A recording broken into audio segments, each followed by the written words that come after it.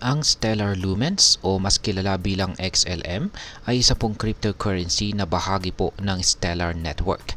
Isa pong blockchain platform na dinisenyo para sa mabilis, mura at secure na cross-border transactions. Sa nakaraang buwan, nakapagtala po ito ng 300% na pagtaas ng kanyang presyo. Isang napakalaking milestone na nagdala ng atensyon sa maraming crypto trader at investors. Gayunpaman, sa kabila po ng pagtaas, nagkaroon po ito ng 3% na pagbaba kamakailan lamang. Sa kabila nito ay may mga bullish patterns na lumitaw na posibleng magtulak sa presyo ni XLM papunta sa presyong 90 cents or 0.90. At ayan po ang siyang ating pag-uusapan sa video na ito. Pero bago po tayo magpatuloy, ay nais ko lamang po munang bigyang linaw ang aking disclaimer kung saan ang nilalaman po ng video na ito ay hindi po ito isang financial advice. For education and information purposes lamang po ang layunin nito. Yan, umpisan po natin sa kung ano ang nangyayari sa presyo ni Stellar Lumens ngayon. Sa kasalukuyan ay nasa 0.4879 ang presyo ni XLM. Bumaba po mula sa peak nitong nakaraang buwan.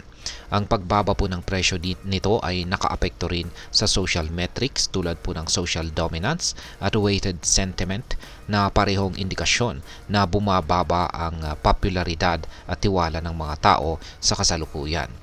Gayunpaman ay hindi pa tapos ang laro. Ang pagbaba ng trading volume kasabay po ng pagbaba ng presyo ay maaring sinyalis ng posibleng bullish trend reversal.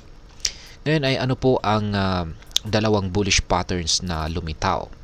Yan, unang-una ay ang bullish symmetrical triangle patterns. Ayan, yan, triangle pattern.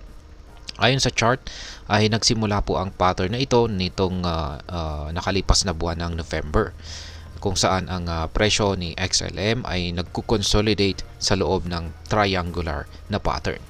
Ang paglapit nito sa resistance level ay maaring magresulta sa breakout na siyang magtutulak sa presyo ni XLM pataas. Ayan. Pangalawa na pattern ay ang falling wedge pattern sa RSI chart. Ayan. Hanapin natin yung falling wedge pattern. Wala po pala. Di po pala nila shinare yung pattern nito. Pero ayan, may falling wedge pattern po sa RSI chart. Sa technical analysis ay ang Relative Strength Index or RSI ay isa po sa mga indicator na sinusuri ang momentum ng isang asset. Lumabas po ang falling wedge pattern sa RSI chart ni XLM at sa kabutihang palad ay ito po ay nag-break sa bullish direction. Kapag nagpatuloy po ang ganitong trend, malaki po ang tsansa na marating ni XLM ang presyong 90 cents or 0.90. Ngayon ay ano naman po ang mga posibleng scenarios yan sa presyo ni XRP. Yan, meron po tayong dalawang ito po pala sa ibaba yung ating RSI. Ayan po, nakikita natin dito sa chart na ibinahagi ni yan, kanina si Ginoong Javon Marks. Ayan. Kaya yan po pala yung RSI pattern. Ngayon ay yung posibleng dalawang scenario naman para kay XRP ay it's either bullish scenario at saka bearish scenario. Yan po yung dalawa. Umpisahan po natin sa kapag bullish ang scenario. Kapag nagkaroon po ng breakout sa mga resistance levels, ayan, mga resistance levels natin dito, ay maaari pong tumaas ang presyo nito sa 0.90. Ang mga indikasyon ng pagtaas sa buying pressure at positibong RSI breakout ay nagbibigay po ito ng pag-asa para sa mga investors. Ayan. Sa bearish scenario naman, kung magpapatuloy po ang pagbaba, maaari pong mabasag ang presyo nito sa 0.43 na siyang nagsisilbing sunod na support level. Sa kasalukuyan, ang long-short ratio ay nagpapakita po ng mas maraming short positions, kung saan ay indikasyon ng kawalan ng tiwala ng ilan sa market. Ngayon ay ano po ang dapat nating gawin bilang isang Pinoy crypto trader o investor?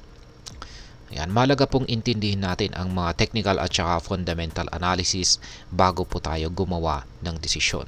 Kaya meron po tayong ilang tips dito. Ayan, sa mga dapat nating gawin. Una ay ang pagmo-monitor po ng market trends.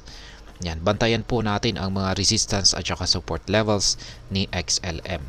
Kung magsimula po itong mag-breakout pataas, maaari pong magandang pagkakataon ito upang bumili o magdagdag ng ating holdings.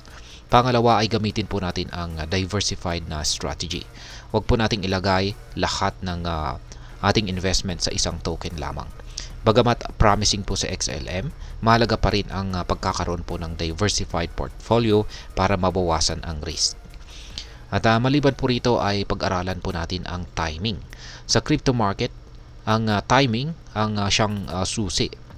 Ang mga buy on dip opportunities tulad po ng kasalukuyang nangyayari ay maaari pong magdala ng mas mataas na returns kung tama ang ating strategy. Yan, ngayon ay ano naman po ang aking masasabi tungkol dito. Si XLM ay nananatiling isang promising cryptocurrency, lalo na po sa mga panahong may positibong developments tulad po ng bullish patterns. Gayunpaman, ang volatility po ng crypto market ay hindi maiiwasan. Kung ikaw ay isang trader o investor dito sa Pinas, mahalaga pong magplano ng mabuti at gamitin ang kaalaman sa technical at fundamental analysis. Tandaan, ang pag-aaral at pagiging updated ang siyang susi upang maging matagumpay dito sa mundo ng cryptocurrency. At sa kabuuan ay ang posibilidad po na umabot si Stellar Lumens sa presyong 0.90 ay exciting para sa mga naghahanap ng profit opportunities. Ngunit wag din natin kalimutang i-manage ang ating risk. At ayan, hanggang dito na lamang po tayo sa video na ito mga ka-crypto. Sana po ay inyong nagustuhan ang aking paliwanag sa video na ito. Kung inyo po itong nagustuhan, paki-click lamang po ang like button nito. Marami pong salamat sa panonood, ingat po tayo lagi at God bless po sa ating lahat.